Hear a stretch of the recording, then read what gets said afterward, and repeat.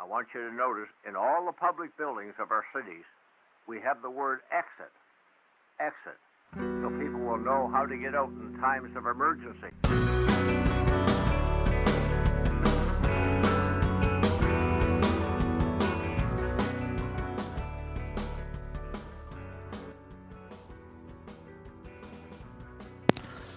Hello and welcome to Dissonant Waves for another week. I am starting instead of Dominic here because I am cooler than Dominic. It's true. Today we are doing four different albums, sorry, I keep forgetting that we're technically doing Wolfpack's Sleepify. We are also doing Seismic's Portions, which you just heard a little snippet from there. We're doing The Caretaker's Everything at the End of Time, and Jeff Mangum's Orange Trin Fieldworks Volume 1. I think I got them all right. Yes. You did. Oh, fuck. If you cannot tell, we are doing this while drunk. Mostly because these albums were a real fuck you to listen to. Slog. This is our bullshit episode. Seismic I'm only was- like one drink deep, but Seismic was probably the most accessible out of any of them to listen to. And it's the hardest to fucking find. But go on, please. Well, it's not experimental at all. I guess. And it's not 6 hours in fucking length. By the way, Trix, because I already said I was going to say it, fuck you, first of all. I deserve it. And again, fuck you for picking an album that has 6.5 hours long. And then following it up with an album that is 5 minutes and 30 seconds long. Which, I would play snippets from that album, but, you know. Wait, we'll play a snippet right now. Quiet.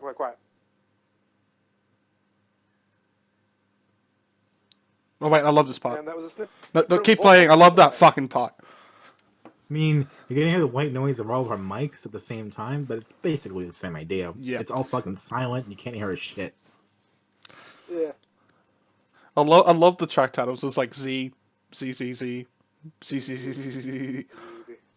My favorite was ZZZZZ. It Yeah. was like the most progressive and the most, like, it was the boldest, I think, of all of them. I don't know. I They liked could get done in 30 seconds. I like the 30 seconds. simplicity of Z though. That was But a see, they it was a evolved on fantastic Z. opener. It really set the tone for the whole album. Like that was the sound that they were going for the whole album. Yeah. They Right, but, like, continued ZZ on is, like, for the double whole thing. power, and ZZZ is like triple that power. You know, they really find a way to have flow, And don't you They dare! Easy was a really, make every really album, close, every really track flow into each other so track. perfectly, you can't tell where one begins and one ends. It's like avalanches. And don't you dare forget about the closer. Z, Z, Z, Z, Z, Z, Z, Z, Z, Z, where you have all this combinations of all the sounds that they brought in the whole album, and they pulled it all together for this ultimate closer. That's the whole. It's the kind of definition of the album and a whole. It's a perfect closer. It's a perfect Yeah. ramp up. It has a perfect opener, a perfect closer. It does everything right. It is the quintessential album of Vulpec's discography, even though I've never listened to Vulpec in my life. They're pretty good. Joe Dart can play the fuck out of his bass guitar. I'll take your word for it. I can't wait till they release it on vinyl. I hope that fucking concert was fucking worth it. Because, we might as well go into the history of it. Sleepify was a, I don't know what you call it, maybe a scam by Wolfpack to get some royalties. So it was a way to kind of fuck over Spotify and their shitty way of paying artists, which was not based off. It was only based on listens, or what they count as a listen, which is any time a song has been played for 30 seconds or more. So they Right. created all these songs that were just a bit over 30 seconds, that had no sounds whatsoever, and they told all their fans to just play it on repeat. When they were sleeping. Yep. And they And fucking did. they collected $20,000 to fund their tour. And they funded their fucking tour. And they succeeded. Even though it was a month. The album was taken down like a month later when think Spotify, like, they knew about it, but I think they finally caught on. And were like, actually, wait, people are doing this. They can't let them have that much money. So pull it down, pull it down. But I think the important part is that Wolfpack actually got the money in the end. Spotify tried to not pay him, but the settlement in the end was that Wolfpack got the money. Well, yeah, because that was the contract. That's the whole thing about Spotify. They have to get the money. And it's a creative protest, is what it is. Yeah. You know, it's right up there with the great protests of our age. You know, Occupy Wall Street, Wolfpack Sleepify is right up there. I'm gonna say, as like, going past the kind of whole shitpost that this is just a silent 5 minutes and 16 seconds, as far as like publicity stunts go, this is an incredibly creative and very fucking funny way of doing it. Oh, sure. Because you get some tracks that are 31 seconds, some tracks that are 32. And I'll tell you, all the tracks that are 32 seconds are way better than the tracks that are 31 seconds. You're speaking like a true music fan. I quite like the simplicity of the 31-second ones. It's barely enough time to get a song in there. It's barely enough time to get their chords and their vocals. 32 seconds, that one extra second really makes it, I'll tell you. I mean, the consistency of this album, there's no filler. No filler. It is the No golden filler. standard. Hmm. All killer, no filler. Which is why I think that this album is better than Neutral Milk Hotel. I would agree with you, actually. Jeff Mangum, but not the whole Neutral Milk Hotel. Come on. It's just the one room that's occupied by Jeff Mangum. But Sleepify, I say that's a full 8 hours of sleep. And you... Actually, all the math projections that they were doing were based on 7 hours. So actually, you're fucking wrong, bitch. Ah, fuck. But on that note, just the 8 amount hours is of just times an that people extra just hour keep of coming royalties. back to this album and coming back over and over and over, the way that it gripped its fan It's base like like Kim that. Kardashian. I've never listened to Wolfpack in my life. I've heard of them, never really listened to them, but I'm gonna tell you, it's their most listenable album in their whole discography. It's a good album. Good album. I want to say, in an actual serious note though, I love the fucking album art. Oh, it's great. Yeah, isn't it? It's wonderful. What is it? It kind of looks like a finder word a bit there. Oh yeah. Oh yeah, with the Sleepify.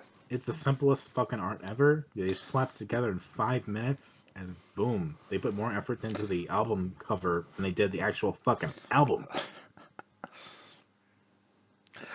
As much as I like talking about this, shall we get on to one of the 3 main albums? Sleepify might be one of the only ones we covered that we don't actually properly rank or anything. I'm gonna rank it. Fuck you. Fuck. Top album of the month. Do I put it above LSD? Absolutely. Are you kidding? I'd much rather listen to Silent. Unironically, better than LSD. LSD. I'd rather listen to Wolf Parade than LSD.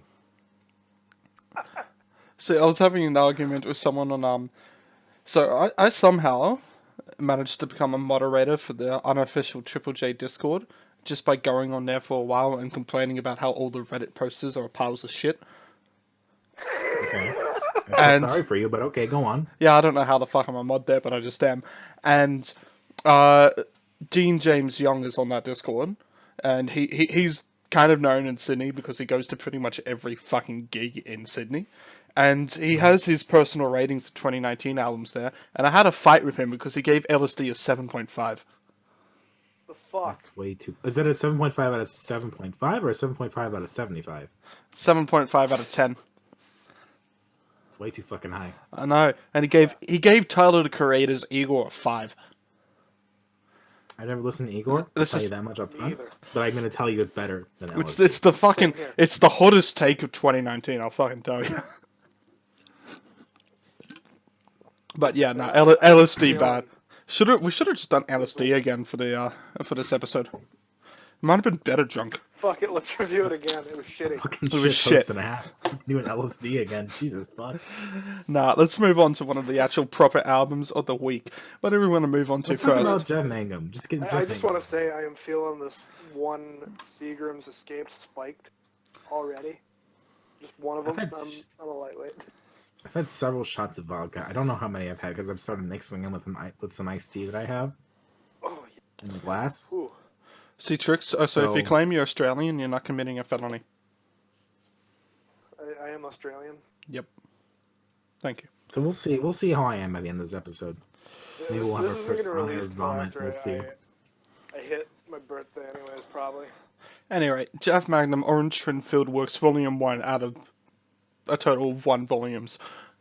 There Now, was supposed to be a second one. He was going to go to Bulgaria and do some recordings there, Romania. but then he never fucking did. Well, Jeff Magnum Romania. fucking over countries once again. Okay, but this album is just Jeff Mangum. He goes to, was it?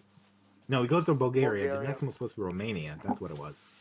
Yes. Went to Bulgaria this time. Romania was second, but he goes to Bulgaria here. He just walks around a folk festival in the mountains for a couple days, and he records it all.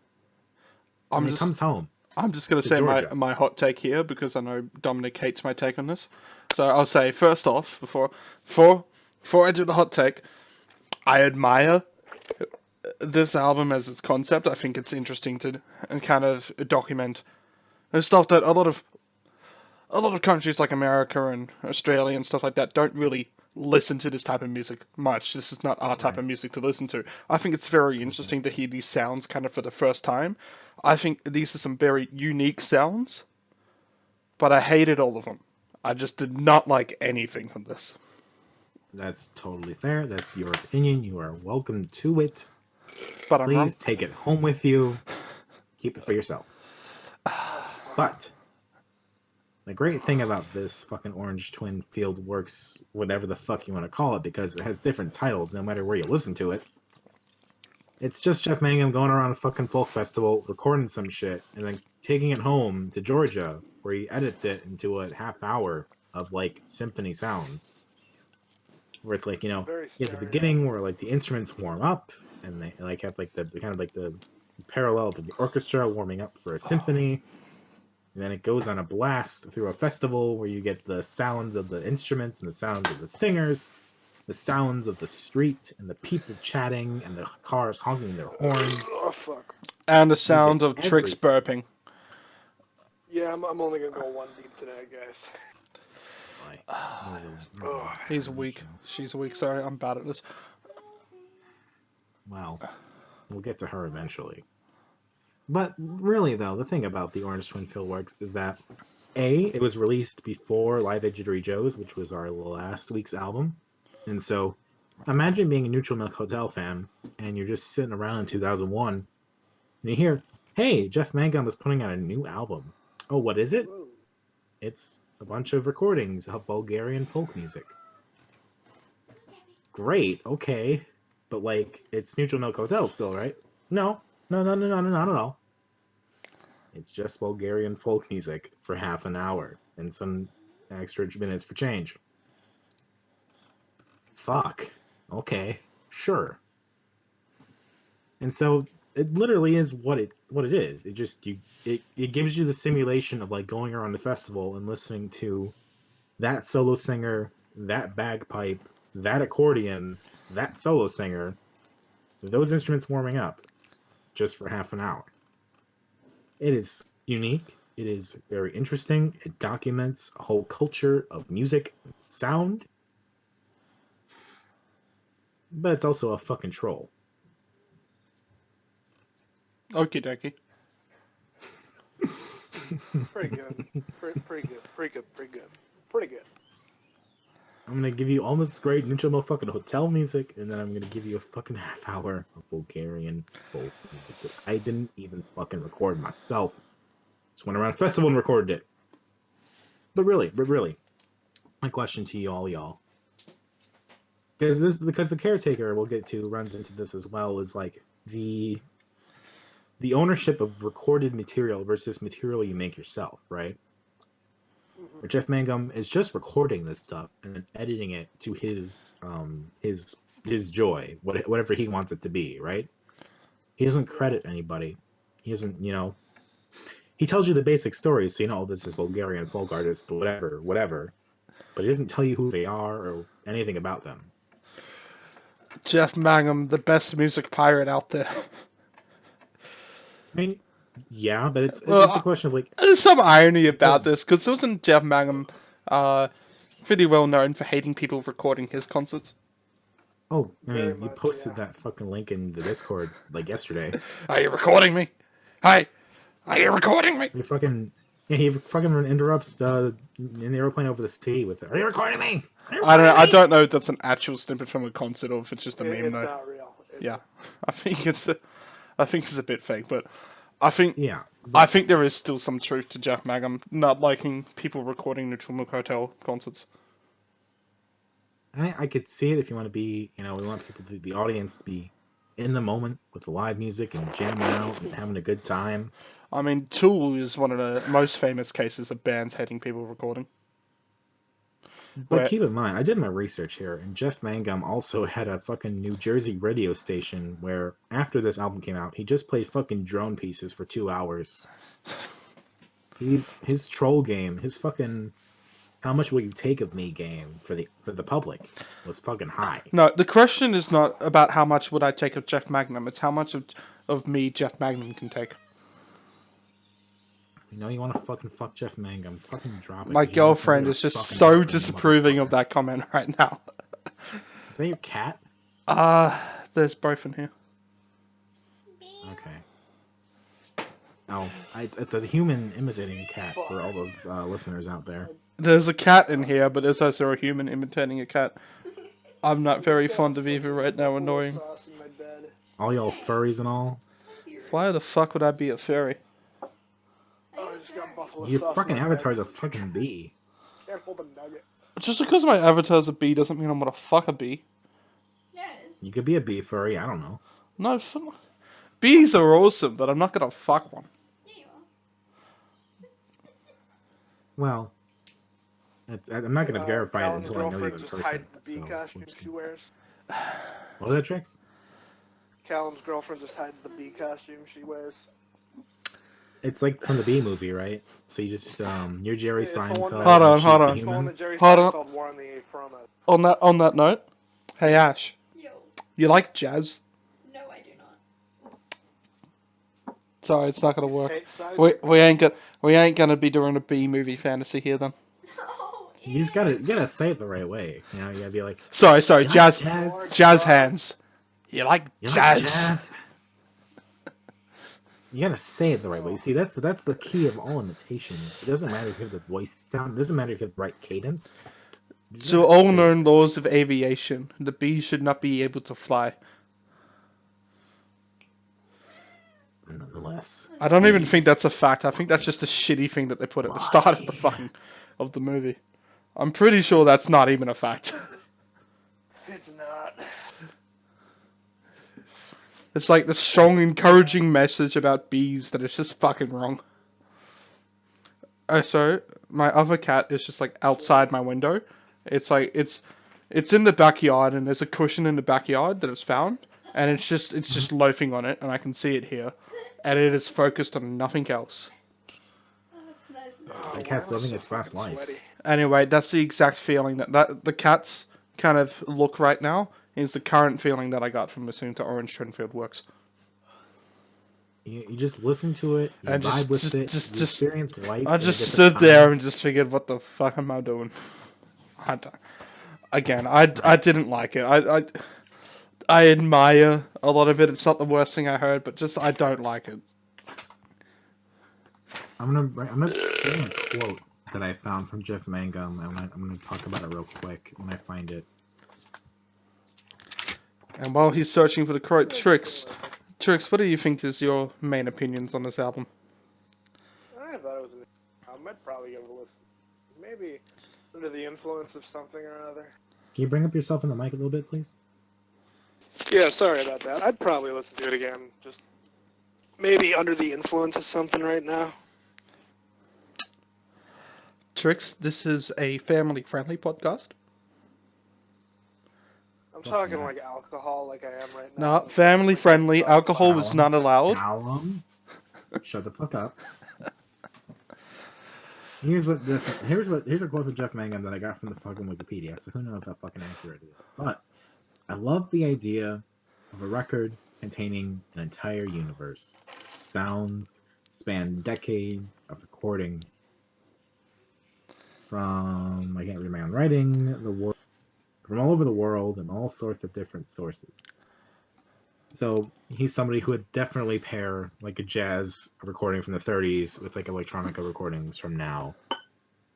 And essentially that's what the Bulgarian Folk Festival recording is trying to do, is trying to blend all these sounds together to give you, the audience, a glimpse into how you can interpret it and internalize it for yourself in a Western world where you have no idea what the fuck that really sounds like.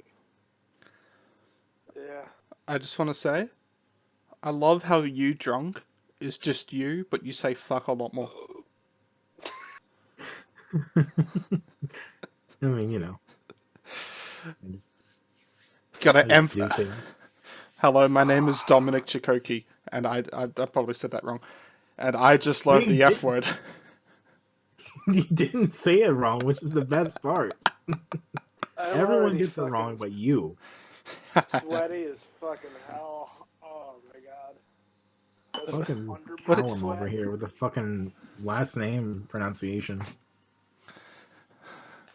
So what happens when you get drunk? Well, I'm utterly good at pronouncing words. You should hear me. I should pick up my fucking guitar and start trying to play. Salt and sweet. Alright, Tricks performing in the aeroplane over to sea live on Dissonant Waves. 1, 2, Oh, no. What a beautiful day. I forget the lyrics. I know the song. I know the guy. Just imagine that you're singing into a lover, and that lover is Anne Frank.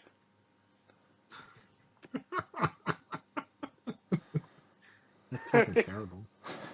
Oh fuck! I just got dizzy. Yeah, Anne Frank Are you makes you singing do that. now? Well, you should be. I'm a lightweight and a half. Oh, so I can't give a favorite or a least favorite onto this Orange Trinfield Works because it's one track. There's one song. Yeah. There's one song. Oh. It's all different snippets. You don't know what any song is. There's no fucking telling. No. What am I supposed to It's say? just random bits and pieces. And some of them are like edited together, so you have like a few different songs overlapping each other because when you go to a festival, that's what it sounds like. What am I supposed to say? My favorite song is the one that went or the one that went. I may as well be fucking reviewing a Captain Beefheart album. I like the one girl who was singing that it sounded like a Xenogears fan album. That was really cool. Chicken McNuggets is the best song of this album. Because the thing is, you know, like Bulgarian folk music sounds like folk music, but it has like a interesting twinge that almost sounds like Middle Eastern folk music, you know. And so it has like there's no discernible origin really. It's kind of its own thing. So you kind of are reminded of like, you know, kind of like Gaelic folk and Middle Eastern folk and all these other things. Okay, music nerd incoming, drunk music nerd. I noticed some Arabic scales in there. Right. Like stuff that you would hear on an oud that's often co-opted to surf music. I was reading about is how this there's, like, music theory in a music podcast? Yes. I was reading about how there was a lot of time differences and like time changes. Yeah, they work in 5/16 a lot. And like how, you know, if that's how it's been for 500-700 years, that's way before Western music really caught on to that. There's one lint bulb left. Bulgarian folk music is the original tool.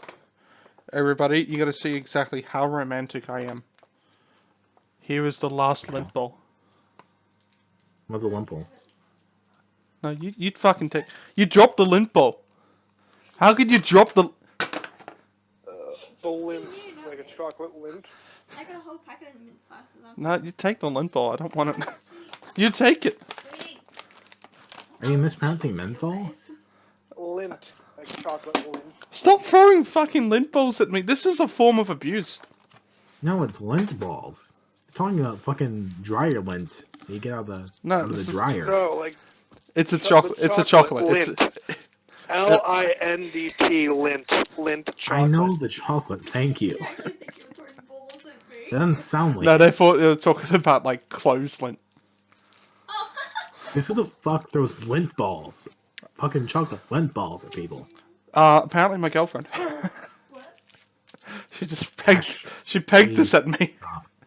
You Please. have it. I am Leave Callum too alone. drunk to be playing Grand Theft Auto 5. Just leave Callum alone. Too old to be dealing with this shit. Too young to be fishing. The pain of being alive. Are you really trying Yes. to be edgy? What? Too young to have explored the steeds. Too old to have... I don't need to try to be edgy. When I'm already Anyway. edgy. Anyway, yeah, this album. It was oh my god, the fucking lint ball broke. Yeah. Fucking Eat it. look, you pegged it at me and it fell on the fucking shelf. Yeah, you're welcome. Eat it. I need this McNugget. Ooh, McNugget. Yeah, Orange Trinfield works. Yeah, nah, it didn't grab me. That's my review.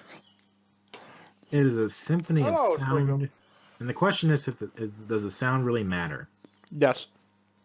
For documentation purposes, yes. As a major release by fucking Jeff Mangum as his first post-Neutral Milk Hotel release, I don't know. But it is good for what it is. But not entirely special. Alright, what are we going to cover next? Caretaker or Seismic? Let's do Seismic. Caretaker's gotta be last. I just stabbed myself in the tongue with a fry. I stunned Callum, myself in the hand with a Rex, pen. Ritalin, introduce us to Seismic. Tell the audience about Seismic. Back in the long far year of 2018. Sorry, my girlfriend's playing with a cat. Did you just put sunglasses on the fucking cat? Put the polyvinyl sunglasses on the cat. Now my cat's a hipster. Now your cat's Kevin Barnes. He gotta banish it to the doghouse. That is true. Back in the far off year of 2018, me, my dad, my brother, went to a flea market in the far off fields of Top Ryde. Oh, was it North Rocks? Yeah, it's anywhere. Anyway. No, I think it was North Rocks because I'm pretty sure it was at the school for deaf and blind children. Which is probably why that album was there. But it's like it was just a flea market. It's not actually the same. I don't think the person selling it actually had kids there, which is odd. And we found one place that had CDs there because we're still the only people in Australia that collect CDs. And we found this art, like this cover with the art on it that looks like it was some Melbourne hip hop artist for $1, still in the plastic. We saw the year. I searched it up like, who the fuck is this?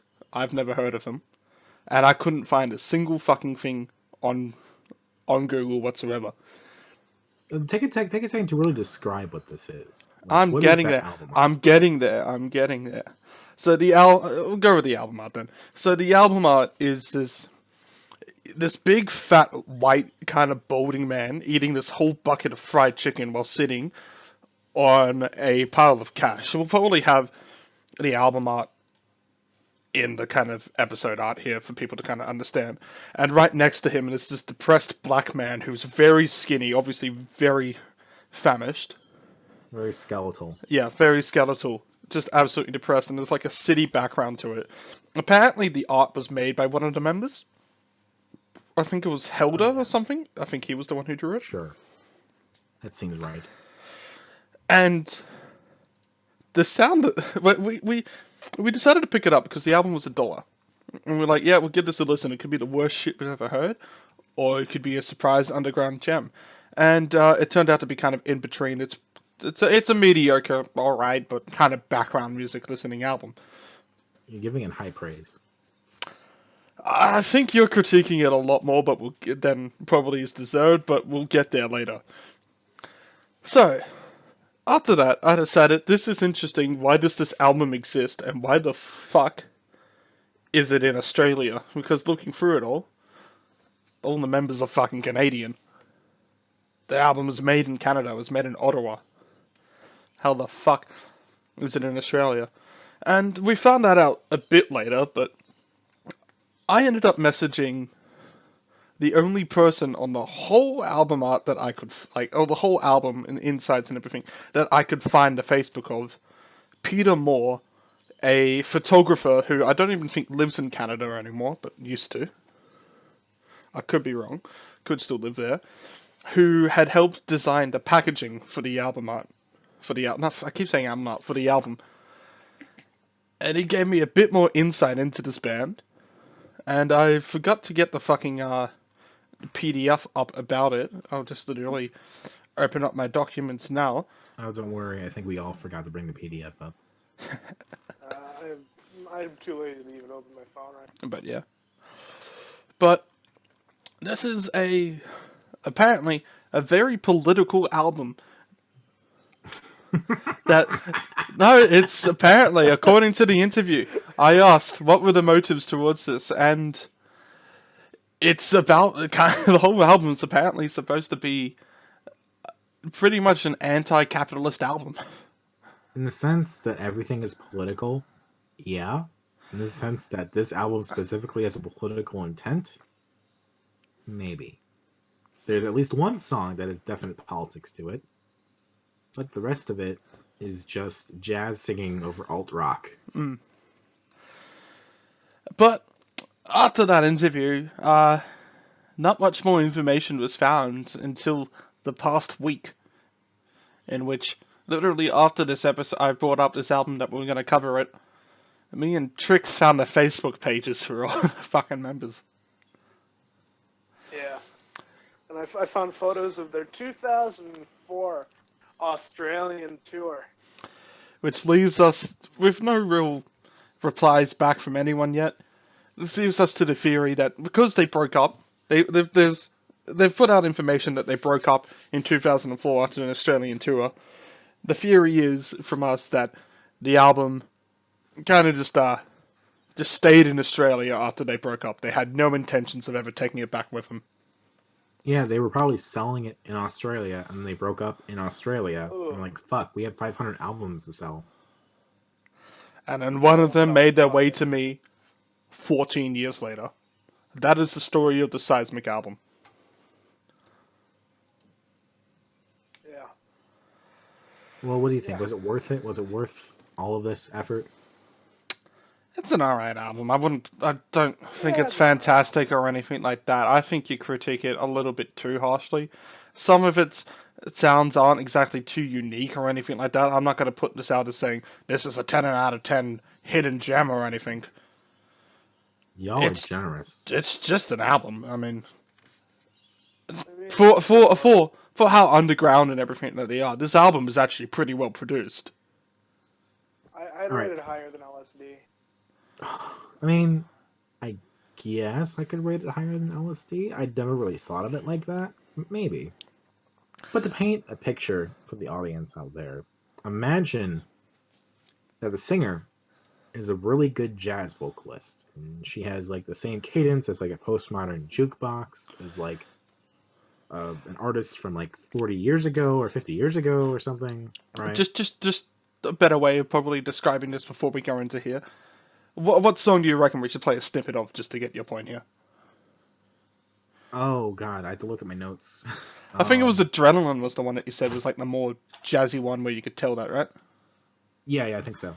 Alright, I'm gonna just skip to a minute in there.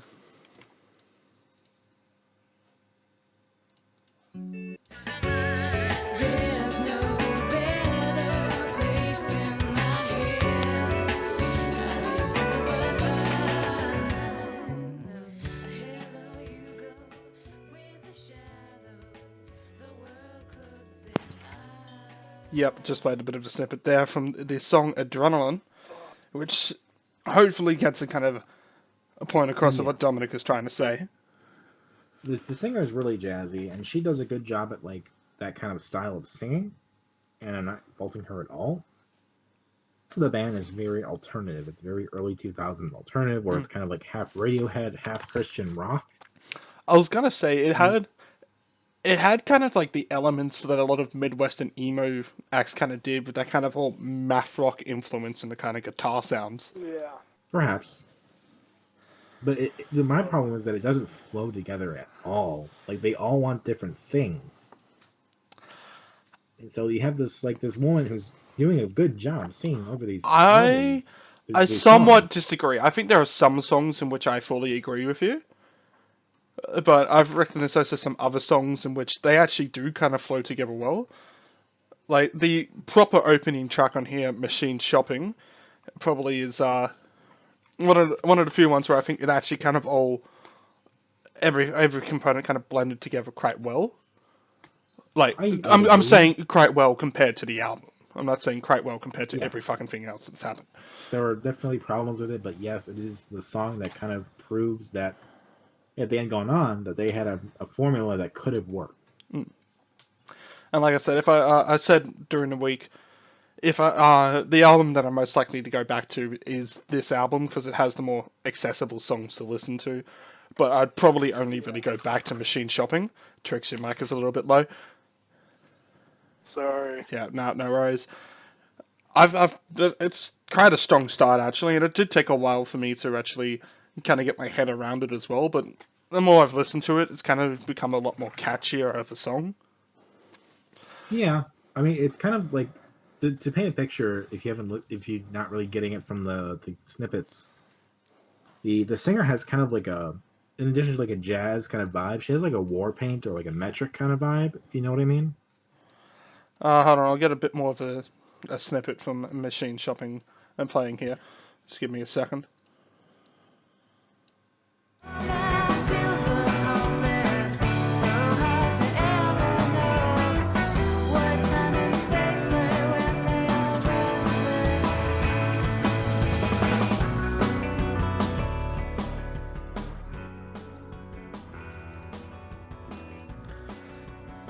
And I love just, if anyone noticed in that snippet there, as the parts just after it goes Machine Shopping, this guitar kind of picks up and you kind of notice the notes and they're kind of just like very chill, and it's one of those notes that when it hits it's very lovely to hear. It's hard to explain it because I'm not a music theorist. Tricks, it's your cue. But it's just before Trix goes on. It's kind of like the guitar in it is backing up the vocals, which is why it's one of the ones where the band actually kind of works together. That's the best way kind of explaining it. Which is it's very lovely to hear. And like they mix it so that the vocals and the band sound alike. That without one you don't hear when you hear one you don't hear the other one as well. When you hear the instruments you don't hear the vocals as well. And so they make it work where the vocals become a beat, a part of the music, instead of just being lyrics. Although sometimes it doesn't work so much. I mean, Adrenaline is probably one of the songs where, again, I agree. You can kind of tell there's differences in what the band wants, and it doesn't work out so well. And Sleep on It too. That's very much the same thing of like, it's 6 minutes of the band doing a thing and the singer doing a thing, and they clearly recorded it at different times. And one of the ones that seemingly both of you didn't probably, what I think you said was the worst one was Iron and Insecticide, wasn't it? Oh God, yeah. Jesus fucking Christ. That song's I've never really despised it, like on any of the listens, but I mean, when you go back and listen to all the other individual tracks, it's like, yeah, it's definitely not as strong as the other ones are. Well, it can be. I mean, you got Chance to Fight, which is like a very basic early 2000s war protest song. Yeah, it literally starts off with the kids screaming. At that point. It literally starts screaming at a bunch of kids screaming, "No more wars! No more wars!" And I remember the first time I listened to that. I can actually that's one of the moments that I can truly remember the first time I was listening to it. Because first time I listened to this album in full properly, I was on my way to work, just on the bus. And I think I caught the long bus, so I had the chance to listen to it. And I heard that part, and I remember thinking to myself, this is fucking cringy. You feel your soul leaving your body. It's so bad. It doesn't work. That sample. I mean, the samples and quotes that they use to start off the stuff is pretentious. I'm not gonna fucking dance around that. The opening quote, which I played at the start of this, if anyone can remember, is I want you to notice that in all the shopping malls and stuff, you have the word exits so that people know where to go in times of emergency. I mean, what the fuck is that? Some fucking American Psycho reference or something, I think. I don't fucking know.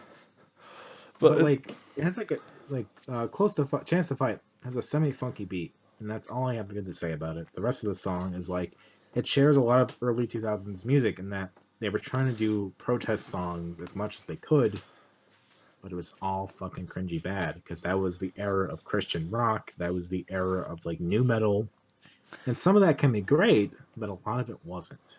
there was a lot of anti-war songs from like the early noughties that I still think stand completely the test of time. One of my favorites is Block Party's Price of Gasoline. Sure. But they all had something else going with them besides the whole war is bad message. And this one doesn't stand out.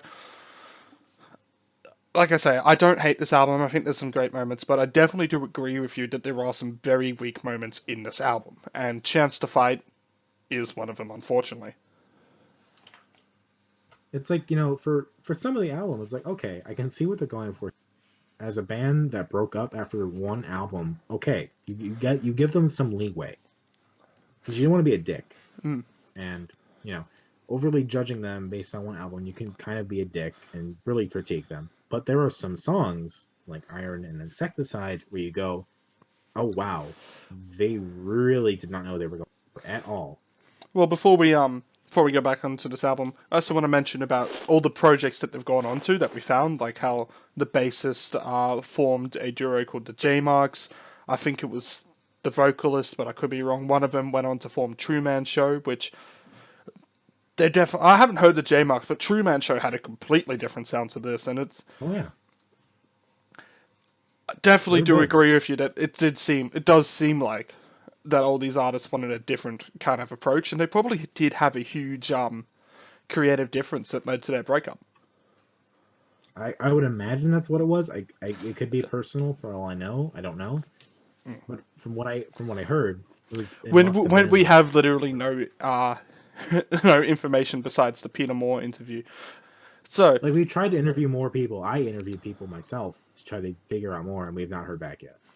So I'm actually going to go talk just now about some of the questions that I asked him and Peter Moore's answers. So Peter Moore, again, he's a photographer. I think he's actually done helped with some of the music videos that True Man Show did, and he helped do the packaging and some other stuff with the Seismic album. Do I have it right next to me? No, I do not. I thought I had the album right next to me to kind of just get that stuff. Information just by head. Just quickly looking, it is not important. Anyway, here's some of the questions. So, was this album independently funded, or what was the deal with that? So the project was self-funded by the band, because there's no sponsors or anything on the CD whatsoever. So this is 100% self-funded record. Apparently, I asked what kind of popularity this band had, if any, and apparently they had a very small following in Ottawa. So the fact that they even went and did an Australian tour is kind of surprising. I can't think of too many Canadian acts that were popular in 2004 that they could have toured with them. The only one that comes to mind that could possibly be anywhere close to the same amount of close enough to have a small enough band like this support them is the Unicorns. I mean, I think the Unicorns are probably even too popular for that. I would imagine that they probably had some kind of following in Australia to begin with. Like, that was like where the fans were amassing, Maybe. I don't know. I don't think there's been any Triple J play of Seismic ever. No, but I wouldn't be surprised if there was a college radio, though. That might make a bit more sense. If they have 600 fans in Australia and that's like where it's centralized, I would go there too. Like I said, I asked about the political motives in this album. It was it's just about the kind of class inequality. It's not much different. I mean, the first song is literally called Machine Shopping, which that's one of the ones that's one of the ones that you can kind of tell is a bit more political influence. That like it has the lyrics "doormat to the homeless," Yeah. and then obviously "Chance to Fight." This album after most of my time. Trick, can you come up on the mic, please? I unplugged my. I didn't listen to this album as much as I really wanted to. Most of my time was taken up by Caretaker, which I still can't comment much on. Yeah. The thing about, I think the thing I have, like, our easiest comparison to Seismic is Weekend Run Club, right? And Weekend Run Club absolutely killed it with their first album. I wouldn't say absolutely killed it, but they definitely did impress. Okay, I mean, there were some problems, obviously. Yeah, But, like, but compared it's a to it's a Seismic- debut for a pretty underground band. Yeah. You get what you get. That's Look, that's a good way to put it. if you ask me to say what's better, Weekend Run Club or Seismic, I'm picking Weekend Run Club. There's no doubt about that. Right. I So, like, I like the independent. I like some of the individual songs of Weekend Run Club way more than anything of Seismic, and that's without a doubt. But it's And it's interesting, like, having that comparison, like, because there's so much underground music, there's so much music being recorded that but we've we also heard have of. 17 years difference between these two albums, and music Sure. is definitely a lot more accessible to create than it was in Yeah, 2003. that's true. And you don't have lines like, just to let you know, they aren't set in stone. The iron and insecticides get applied. So just because you hate that song a lot, I'm just gonna go play a snippet from Iron and Insecticide. Just Please gonna do. yeah, I'm just gonna go up and find a part for it. Alrighty.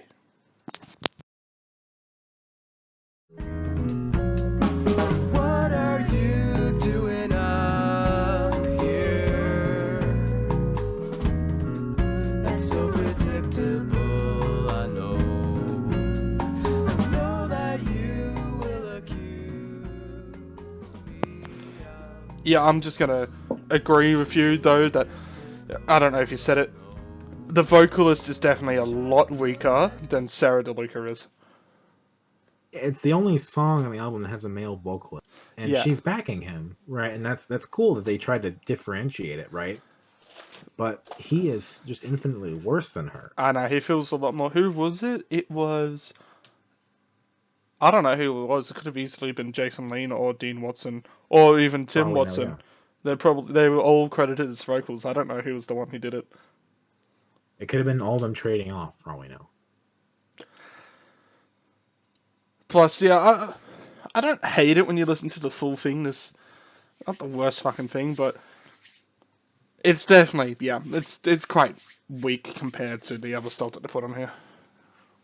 My early notes for it, I don't know what this song is going for yet. I don't know what it's trying to be, right? And then like I said, like it's going for alt kind of music, but it's not very clear because it's trying just to do other things. And then once like the vocals come in, it just gets very confused, I feel. And at 6 minutes, it's very long. Like it doesn't need to be so long. And like I don't mind that artists make longer songs. Like do what you want, right? But it has to earn it. It has to feel like it has to be 6 minutes. Well, then And the this does interesting not. part is that after this song is done, we go into a 4.5 minute instrumental to close out the album. Oh yes. Yeah. Yes. The best song on the album is the instrumental. I'll play a snippet of that later as well. So there's only one instrumental, one song where a male's the lead singer, and then the first 10 songs all Sarah DeLuca. Well, no, second to 10, because the first one is a snippet from a crate. Right. So, should also mention the names of the band members here. So, Sarah DeLuca, who does most of the vocals on here. Dean Watson, who was the guitarist. Jason Lean, who was the bassist, who you can now find in the J marks. That one we have confirmed. Tim Watson, who's the drummist, and Helder Mendonca, I don't know how to pronounce that, who seems he did guitars as well and stuff like that. And Helder was the one who did the art, I gotta say, it just does not fit the album. I don't like the art. I don't. No, it's I like do Aqua not. Teen No, Hunger the Force, art is but bad. fucking terrible. Yeah. It's not that they have a bad, it's not like the quality of their art is bad, but it doesn't fit the album. Like the It looks drawing like itself something. is fine, Yeah. It looks but like in something out of the context, it's bad. Boondocks. Yeah, it does. And then just the way that the seismic text is at the bottom there, and it looks like fucking word art. Yeah. It's Please something. come up from the mic, please. The art looks like it's from the fucking Boondocks. I said. Yeah. It's just it does not fit the album at all. It's very 2003, and that's the best thing I can say about this whole album. Very, very 2003.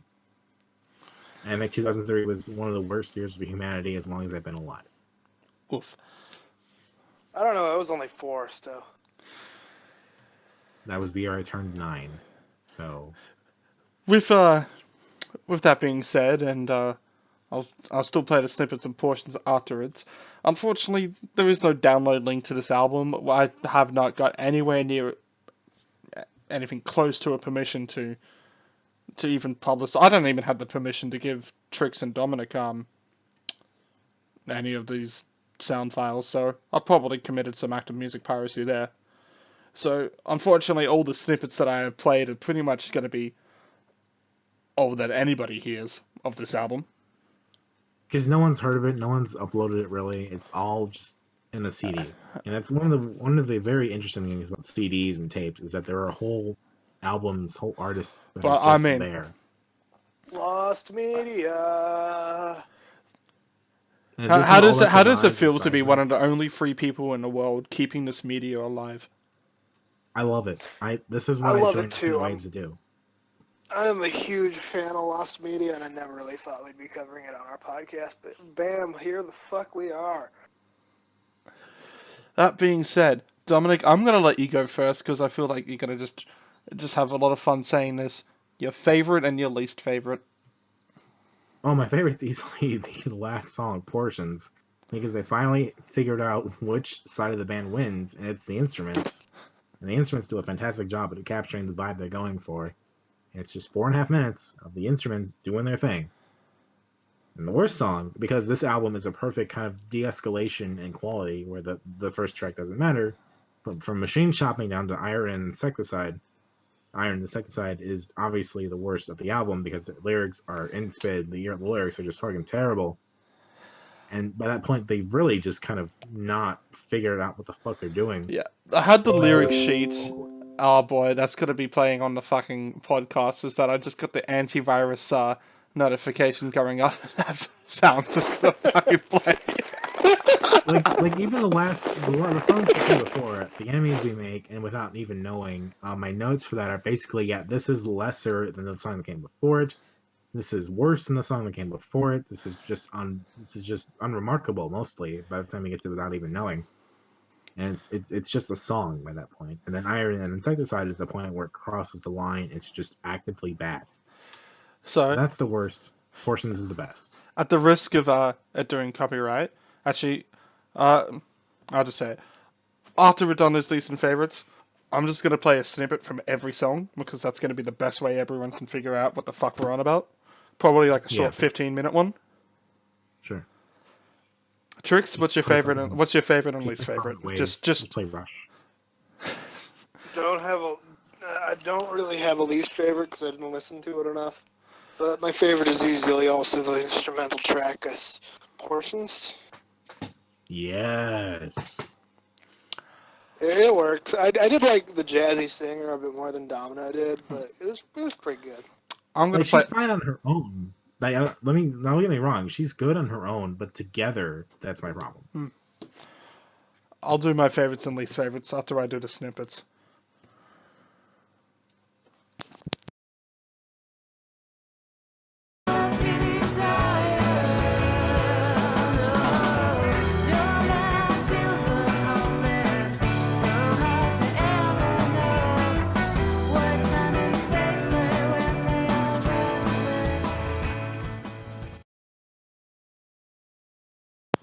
That was a very poor snippet of machine shopping just there. I'd probably say that's my favorite. Because I feel like that's the one I'm going to go back onto. But Portions is also good, but I'll get to there eventually. Anyway, Middle this... one. Yeah. Middle one. Callum. Middle one. You're a saint for even saying that. Mwah. Anyway, going on to the next one we're going to get a snippet from is the track Habits.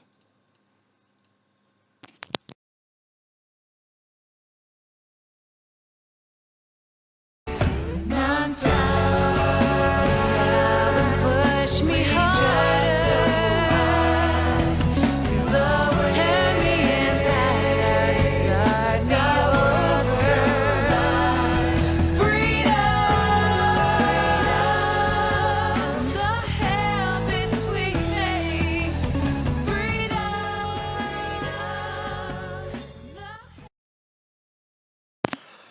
Yeah, Habits is an alright song, but I just realized I muted myself in the Discord for that, for about Habits. It's an alright song when you hear her vocals kind of get to stand out a bit more, but Yeah.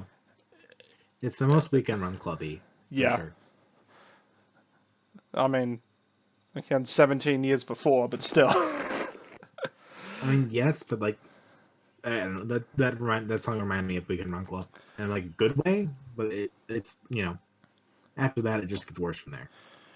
Alright, because I'm going to waste too much time in here, I'm just going to go mute myself on everything and just play the rest of the snippets for the whole fucking album. See you in 5 minutes.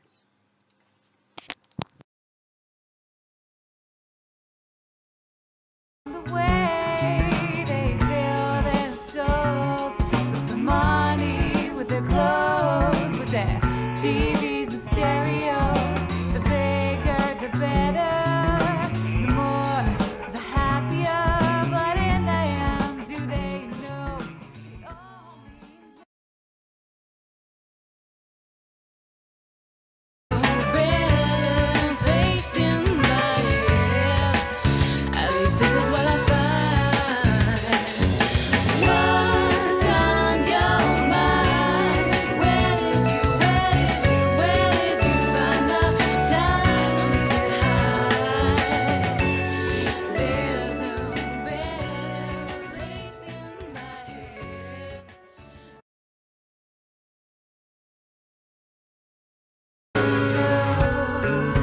Instead of those games that you play and you play, why don't you wait until you see my face?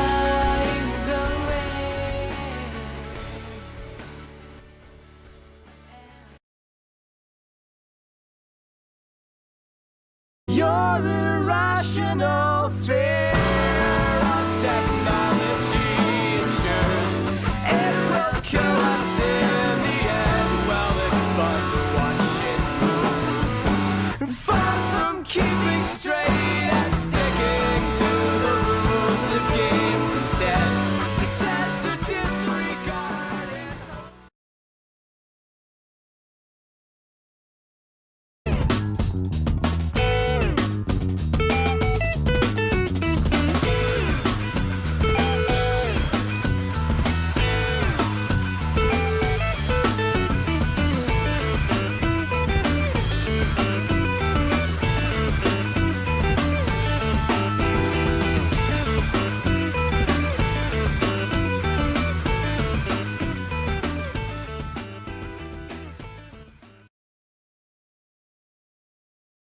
Enjoyed listening to.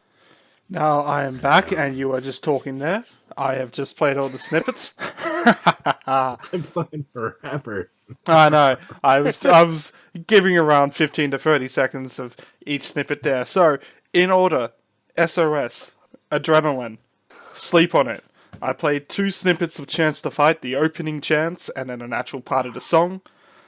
Lay You Down, The Enemies We Make, without even knowing, the Iron and Incesticide, and then to close it all off, the title track, Portions. You're really giving the audience more than they deserve. Bless you.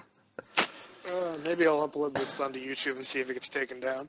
Probably not. If Trix puts this onto YouTube and it hasn't been taken down, I will happily link it.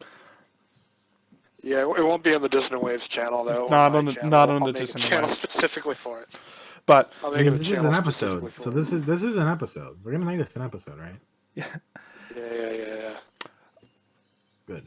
Okay. I know Dominic might not agree, but least favorite is not Iron and Incesticide. For me, it's it's Chance to Fight. That's also a bad one. But all early 2000s protest songs. But I've not heard a good one. What the about fav- American the fav- Idiot, my dude? maybe. I'm assuming Anyway, it's an- favorites though, I still give it to Machine Shopping, but I mean Portions is a fantastic instrumental. If they just went on as an instrumental band, I would not have blamed them. I would have been actually happy about that. Kick the vocalist out. You're no longer She went on welcome. to record her own jazz pop album. She's fine. He also Let's became a move school on teacher, to so- the biggest fuck you that anyone has ever fucking done. You're welcome. The 6.5 hours of the caretakers everywhere at the end of time. Trix, you've opened the door to a degree you don't even comprehend. I welcome The it. kind of I things welcome it. I paid can money introduce on this for this podcast. album, so I could actually listen How to it much? outside of YouTube. $5 GBP, which is like $10 here. I paid $7 US to get this. I don't regret I it, but I'm never gonna listen to it again. Same. I should give it a pay. I should buy it when I get paid on Monday. 400 I listened to it fucking twice. minutes, you fucking psychopath. I listened to 13 hours worth of this fucking album. I'm fucking getting another drink. I'm 13 not. hours. I'm not fucking gonna be able to do this without another drink. You two fucking argue. I did my due diligence for this fucking album. All 6 stages. And like, yeah, great. VM, the caretaker, you did a good job of making a fucking album, but holy fuck. 6.5 hours of the process of early dementia to full on fucking death from fucking Alzheimer's. Oh yeah. You really know how to bring up the fucking mood at a party. Oh, party is your this was a whole- boat anchor of a listen. The caretaker's whole thing is doing fucking albums like this, but usually they're just single albums like memory loss, degradation, you know, exploring those kinds of ideas. But everywhere the And other this time one is like 6 put together. It's 6 stages. It's 6 albums worth of content that's 6.5 hours long. You fucking degenerate. You motherfucker. Ah, And you then fucking piece of you shit. You had the audacity to then suggest Sleepify, which is 5.5 minutes. Fine. I just but want to say, when I 5.5 opened minutes, up the not cider, 6.5 it hours. fucking sprayed all over my face. I'm gonna suggest whole artist catalogs at some point because of this. I felt And like next week we're listening to all of Montreal's discography, everything we haven't listened to yet. I felt like I was sick because this was a shitpost episode. It is the bullshit episode. It is the fucking fuck you episode. But I wouldn't call, still, yeah, I wouldn't call this bullshit. I think this is just a fuck you episode. my initial idea for this was a festival of bullshit where we just play really niche random shit that we would never cover otherwise. But you And we did just above that. and beyond, and you get a gold star, Missy. Good job. Good job to you. Fucking gold. You know what the star. worst part about this is, though? It's that the album is incredibly repetitive. So we're listening to the same shit for like 6 hours. I listened to it twice.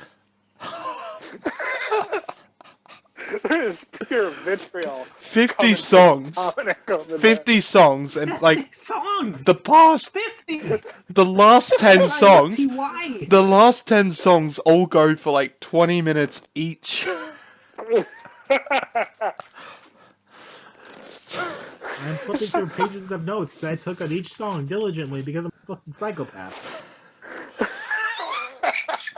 So I should have given this to my brother to listen. He's trying to get into Godspeed You Black Emperor, so he's right welcome to overly long songs. Oh my god. And don't get me wrong, I love experimental shit like this.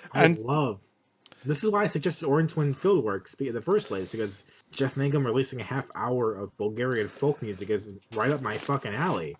Oh fuck. And also, don't get us wrong, the vibe that they're going for in this album, they fucking nail. Yeah, Like, you really get the feeling like you have fucking Alzheimer's. Like, I need that in my fucking life. I need to feel like I have Alzheimer's. Great, yeah. I'm 25 years old, and I need to feel like I'm... It's terrifying when it starts to get all staticky, and you think you remember it all, and it gets all fucking staticky, and it's fucking terrifying. And you're like, is this a new strain that they're playing, or is this a strain that we've heard before? It kind of sounds like a strain that we heard before, but I'm not sure. And I can't be sure, because that strain played 2.5 hours ago. I had to listen to this separately on multiple fucking days. I did too. I was playing video games while playing, and I would like beat a fucking game of Counter-Strike, and it'd be like, oh, it's still the same fucking song. I was playing Nier Automata, and Nier Automata's music is too pretty to ignore for this fucking album. So I decided to play Crosswords DS for this.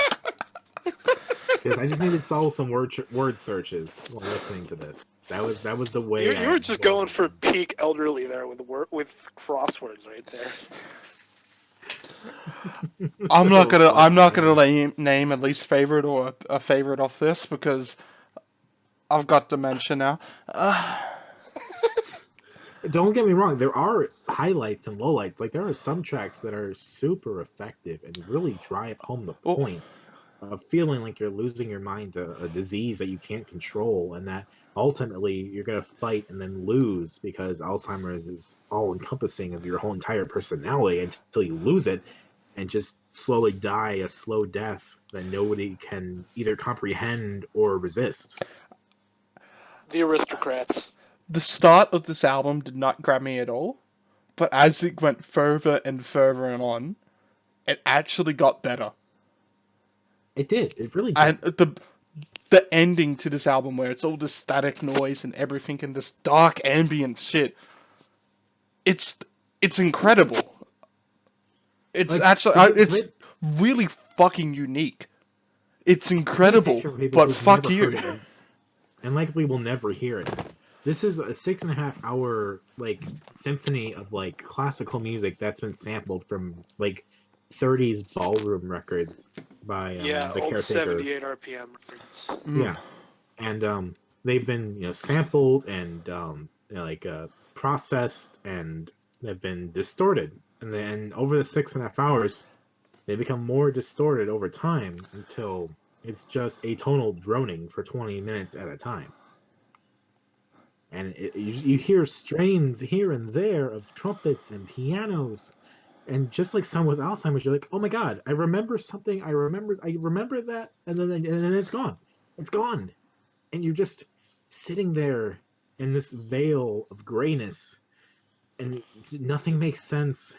Everything is static and painful and annoying, and you don't recognize who anybody is. You're just sitting there in a chair in a nursing home, and you want to die, but you can't.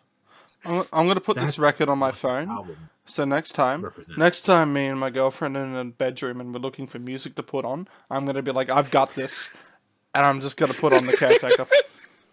You need to set an alarm clock for 60 years from now, and then the alarm clock plays the entire 6.5 hours of this album.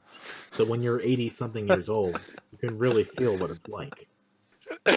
Trix can't get past my comment. Just all of it. I'm too drunk to be talking seriously about this. And like the thing too is that this whole saga. It's not just an album; it's 6 albums. It's a Yeah, it's like saga. it was like each stage is released like once a year or something. Like the first Yeah, it's stage is only like the 3 first years 2 parts, and then like the later stages go Yeah. even longer. And what the fuck? It gets creepy. It gets It's haunting. scary. It gets all over the place. It's haunted. And this should be one of the worst pieces of shit I've ever heard, but it's not. It's the opposite. It's incredible.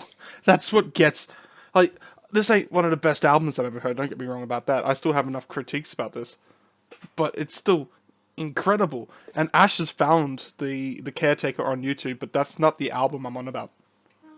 It's Everything at the End of Time. You will Yeah, know all 6.5. all 6.5 I hours was of it. initially gonna do like one of his first albums, which was forget what it was called.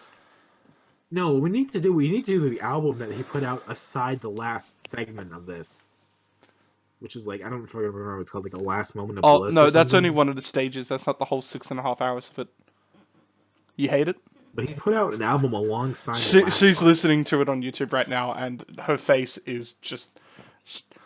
Are you at the end stages? Is that staticky as shit? Yeah. Yep. When you get the context of it, it's much more impressive. But so it's not your music. Not to mention, you look on Wikipedia, you look at the Caretaker on Wikipedia, I mean, and you it's get the guy's profile image, and he looks exactly like you think he would look. Fucking Leyland Kirby, Yep. James Kirby. so Billy it's just Ray say Cyrus this ain't accessible as always and as an album. He's hipster extraordinaire. Where let's be clear, this whole fucking album, The Caretaker, is an ego that he created, that James Kirby created for himself to explore memory loss and the experiments that people conducted on seniors who had memory loss and reacted to the music of their time, how that music changed for them, right? And so The Caretaker, James Kirby, for 20 years dissected how memory loss affected this music, and this is the culmination of that, right? And for doing this, he gave the Caretaker persona dementia, Alzheimer's himself. And so if you're listening to Everywhere at the End of Time, and I don't know why you would, because we did it for you, that is what the Caretaker is going through. And at the end of the fucking symphony of samples, he dies himself, and then you have chorus talking about his death, signifying his death, and then a minute of silence for the finality of it. It's all pretentious, but it all makes sense. Yeah, I was initially going to do an Empty Bliss World, which is where one of the first places I've heard of him. But then thinking, oh, we're doing Shitpost. We're doing Shitpost. Yeah, we're doing shit. Everywhere at the End of Time. I'm fighting you. I'm going over to America, and I'm finding you, and I'm going to take off your glasses and crack them so you can't see any more fucking music choices to fucking make. Let's also talk about the genres that we can associate with James Kirby / the Caretaker / VVM / all 20 other of his aliases and personas, right? So in the genre section Notorious of Wikipedia, B.I.G. under the Caretaker's page, we got experimental music, which this very much is. We got ambient, yes, that makes sense. We got ballroom, because this is Ballroom. samples of old ballroom records that James Kirby bought and then repurposed for his own purposes, which all that makes sense, right? Hmm. And then we get to hauntology What as a genre. What the fuck? And then we get to plunder phonics, because I'm guessing he plundered these music samples for his own gains. And that's the Plunderphonics is any music made by taking one or more existing audio recordings and altering them in some way to make new composition. The term was coined by John Oswald in 1985 in his essay Plunderphonics, or Audio Piracy, is a Thank you, compositional Trixipedia. prerogative. Thank you, Trixie. Thank you, Wikipedia. Thank you, Wikipedia. The last one is Sampadelica. Because, of course, this is fucking psychedelic. Because anytime you deal with fucking mind loss, memory loss, anything with the mind, it has to be psychedelic because the 60s, right? Fucking Dr. Fred over here. Notorious P.I.G. over here. Butcher Claus with his Sampedelia, his Plunderphonics. There's not much more I can say about this as the alcohol was starting to kick in. Yeah, it's both incredible and annoying at the same time. It's The loops are 20 seconds for some of these songs. Yeah. It's 20 seconds and you listen to it 6 times. And yeah, Alzheimer's and dementia, it's all about repeating memories and like circling around and around in your head. Like you're remembering the same things over and over and not making new memories. I get that. as much as But in musical form. saying fuck you to Trix a lot. I'm very kind of glad that I have listened to this album though, because this is an experience that I probably won't ever listen to again. Yes, same. But we will probably come back to the Caretaker at some point, I imagine. Yeah, we won't do one of his 6-hour. We will come back. I'm not even going to give a favorite or a least favorite. I'm just going to move on to my rankings of the week. It's all one Yeah. album. It's all been released as a single piece, and that's how Riddle and I bought it. So I don't recognize album distinctions or stage distinctions. No. It is one album. If I could say the end stage is the best, when it really kind of, I think this is one I know I joked about it with Sleepify. This is one where it's actually built together for the outro that is. Let's keep in mind, Incredible. also, James Kirby, he's 45 years old. That's all he is. Yeah. He's not some old man trying to come to terms with his mortality. He is a hipster fuck. Yeah, he started doing this at 22. Fuck. Fuck. He's Albums. just some college graduate. thinking Album this is cool. rankings. Mr. Edgley Musher. Nah, we're just gonna call him a hipster for the next 5 minutes. Oh, there was some noise happening outside, which is probably gonna get picked up. Sorry for those who have that. Internet. Yeah, Ash. See, Ritalin, the Ash. key to success is remixing. Could you that please close the void, window? making it your own, and taking it and making a 6-hour symphony out of it. That is how you become successful, Mr. Ritalin Callum. There we go. Window is closed. Just for the time being. 50 tracks. This whole fucking. Albums ranking of the week. I'm gonna just piss off Dominic first and say that number 3 is Orange Trend Fieldworks Volume 1. Number 2. 3? Yep, number 3. Well, no, I'm not ranking Sleepify. Pussy, come on. Well,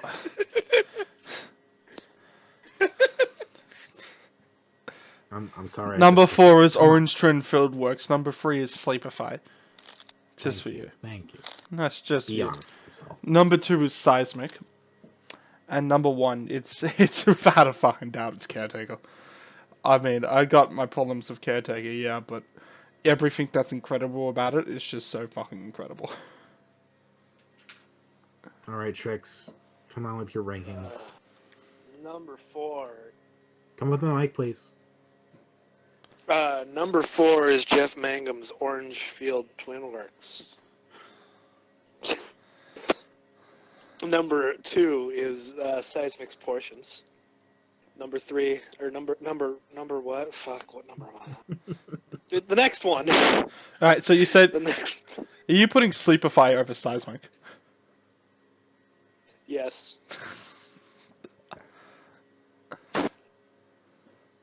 Sleepify. And then number 1 album is The Caretakers, Everything at the End of Time. Okay, so my rankings. Number 4 is Seismic, I already know. That matter. Number 4 is Seismic, because fuck that. Number 3 is Jeff Mangum Orange Twin Field Works, because I appreciate the experimentation, I appreciate what he's going for, but it's ultimately not fun to listen to very much. Thank Number you. 2 is Sleepify, because I will take silence over Seismic any day of the week. And 5 minutes of silence is more worthwhile than 30-some minutes of what Jeff Mangum's trying to do. Look, Now, I'm not the ranking music is Sleepify bad, based but off the music. I'm basing it off the kind of whole stunt publicity and the kind of creativity too. of I mean- fucking over a pretty corporate, like a pretty fucked over, just fucking over Spotify. I can't think of words. I agree with that. I think the whole spirit behind Sleepify is worth ranking number 2. I think it is more interesting ultimately than Orange Twin Field Works at like his historical footnote. Like if people were to research music in the early 2000s as like a topic in 100 years, Sleepify is much more worthwhile than Orange Twin Field Works Volume 1. Which makes my number 1 pick obviously The Fucking Caretaker. Yeah, that one I think is without a this doubt. First off, I just want to say, I think this is the first all across the board number 1 I've gotten in this entire No, podcast. it's not. No, it's not. What was the first one? Let's get them up. Rush, Petite League, something like that? I don't think Rush ever did. I'm pretty sure Petite League. Rush didn't get it, and Petite League didn't get it either. Petite League may as well have gotten it because Rainbow Kitten Surprise? no, because I put Scream Theater above it. I'm getting them up. So Petite League may as well be because I've come more around on it and favoured it over Bag Riders when originally I put them as equal. Hmm. Let's see. Smash Yeah, Mouth? Wolf Parade and Plush, maybe. Plush. No, you Flush put didn't get it. what the fuck's their name over Plush? Sticky Fingers. Yeah. Flash Heat Waves did pretty well. Not really, actually. You did Adult Mom at like the worst time, I'm pretty sure, didn't you? Or, no? So you did it. Diarrhea Planet? No, I didn't pick Diarrhea Planet, but still. Yeah, you picked, what's his fuck? Devin Townsend. Yeah. Yeah. We'll come back to Devin Townsend. Yeah, I think this actually might be your first full number 1 across the Yeah. board. I'm that's- so that's sorry fine. if that's really true. I'm so sorry. It's fine. I'm not going to bother saying what the best song of the week is because there's no point. Nothing is. Yeah. Just go listen to fucking Everywhere at the End of Time. Go listen to 6 hours of droning. So Cry a lot. let's go into the albums that we're going to choose next week. Now I'm going to leave my one to last. I already said that I'm picking a big one here, so you two go first. Before we do that, I wanted to. Dominic and I were talking when you were playing the samples. Yeah. And we want to talk a little bit about weird dreams we've had for no fucking reason in particular. Go ahead. Come up to the mic and tell your dream story. And I want to tell you about the closest thing I've ever had to a sex dream. Go ahead. Come up in the mic, though. So, what had happened was this dream had happened when I was with my ex, not the abusive one, the one before that. and we were in the school library for some reason, and we wanted to fuck. And she goes into the recording booth the library had for some reason, because it's soundproof. And I walk through the library to go to the vending machine. The library was actually the library for my elementary school, not my high school, Mm. for some fucking reason. And as I passed through, my music theory teacher was talking to one of the clarinet players in the school band.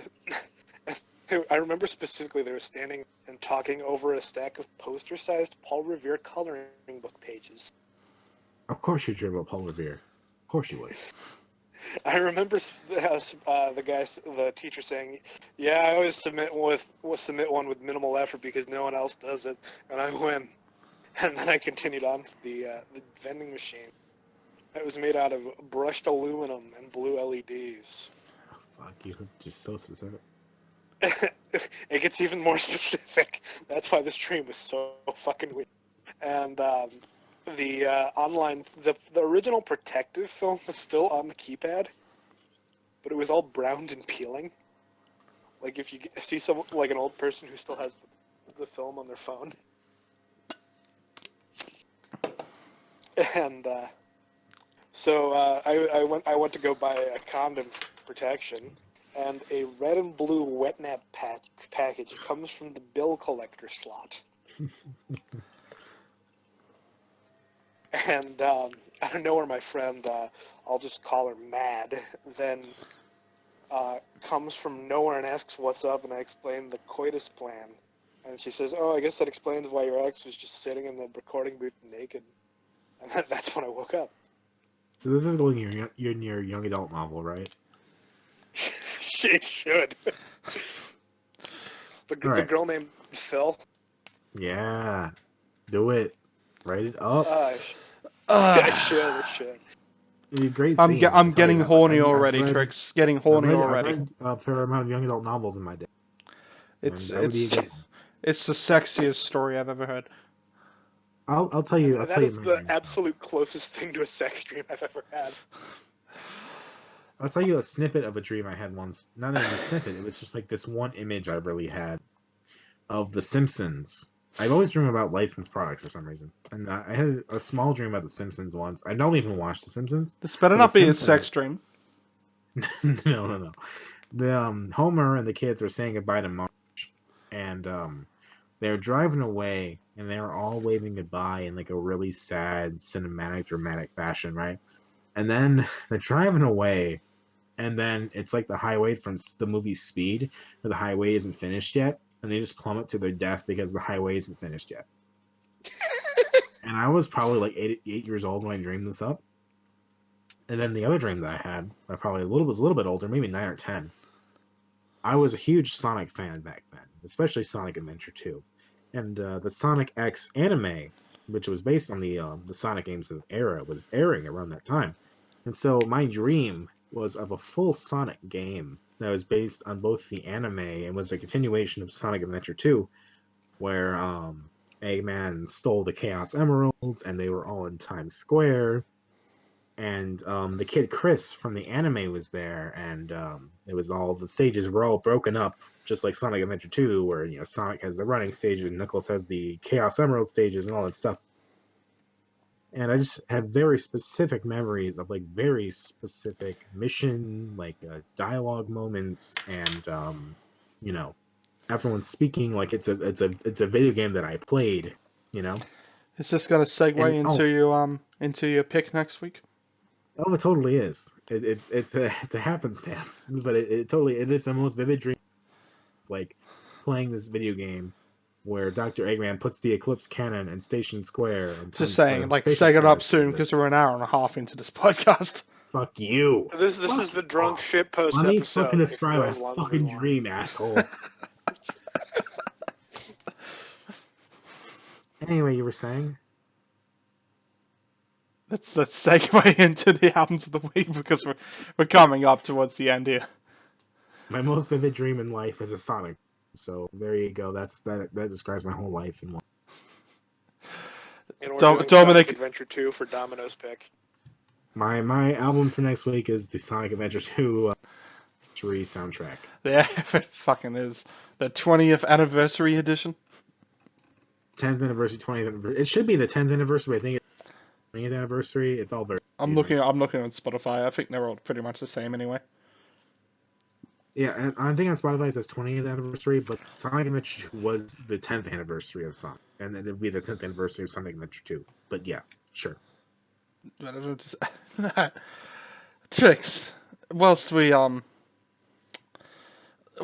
over the fact that Domino has probably created his own Sonic fan character, what is your pick for next week? My album is Gawk by Wunderbar.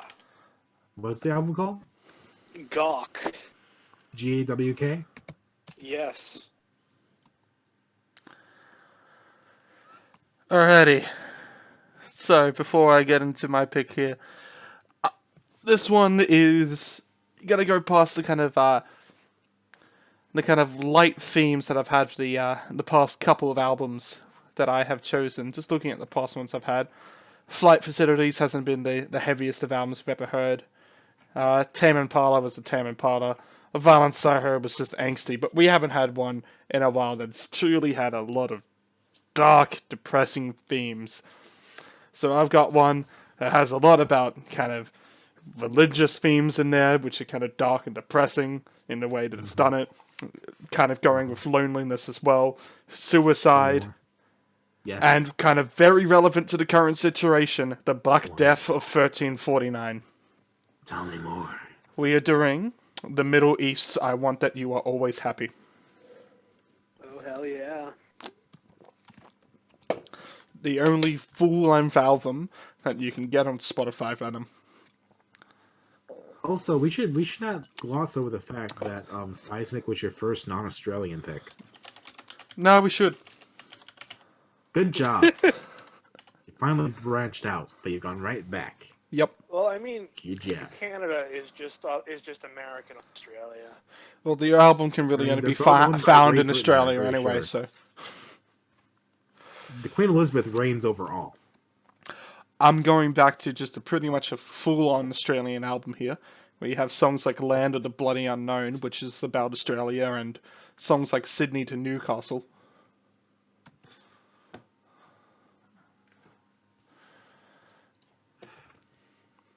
I'm not going to be able to listen to this album while cruising around. That is so depressing to me. Fucking coronavirus. It starts again. The opening track, Black Death 1349, is just pretty much a very haunting track about the Black Death of 1349. Are you going to do the bonus track, My Baby? On You might as well. It's one track. on I Want That You're Always Happy. Yeah. It's not on Spotify. Oh, is it not? I'm just looking at the It's Wikipedia not page on for it. YouTube Music. The iTunes bonus track is My Baby. Something, baby. Nah, it's gonna end at Mount Morgan End. Sure, Yep. that's fine. Whatever. Anyway, that has been Dissonant Waves for another week. I am currently finishing off the last of my ciders here. I'm Ritalin. You can catch me at Ritalin for Kids on GitHub.io. I also have a YouTube channel.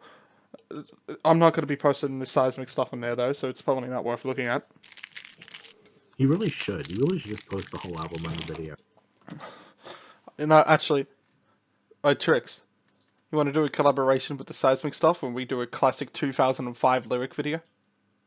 Yes! Hell yes. Similar Alright. to like Dragon Ball Z or Death Note. That'd be so great. No, I was thinking just the blue background in Comic Sans. Yeah, Oh, yeah, fuck. yeah. Fuck Alright. yeah. So Trix, I'll help you with that as well. You can get the kind of video made, and I'll get you all the lyrics and everything up for that. Awesome. Sweet. On that, Alright. you can catch Trix at Procrastinaut at Twitter. That's procrastinating astronaut with an underscore at the end of it. And then YouTube at Moonchild. I'm gonna sleep off this alcohol and try and upload videos.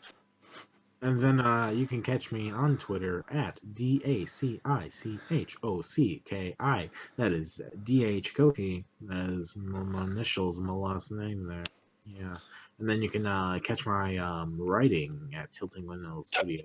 dissonantwaves.com. I can do some other places. I'll let you know if they're ever important. But for now, you can also follow Dissonant Waves on Twitter at Dissonant Waves. Dissonantwaves.space is our website. Yeah, follow our website, dissonantwaves.space. We should There's probably gonna be a start posting that cool in the amount of space coming descriptions. to you. Anyway, that is Dissonant Waves for the week. We'll catch you next time. I gotta chug some Gatorade to get over this fucking vodka hangover I'm gonna have. I haven't stopped recording, so don't talk about your hangovers. Just too much here. I'm fucking 25. Who the fuck cares? Everybody, it's illegal to 21. drink. I don't drink much, so let me have my moment. Alright, Because it's never gonna happen again. see you I next didn't say time. anything bad either. See you next time.